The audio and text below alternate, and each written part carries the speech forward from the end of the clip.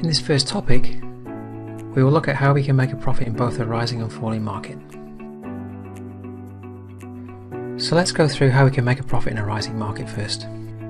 If you believe that the Australian dollar to the US dollar is going to rise in value, you would buy to open a trading position and then sell at a higher price to close a trading position for a profit. In this example, we are buying at 0.7450 and selling at 0.7500. The trading profit is 50 pips. And now making a profit in a falling market.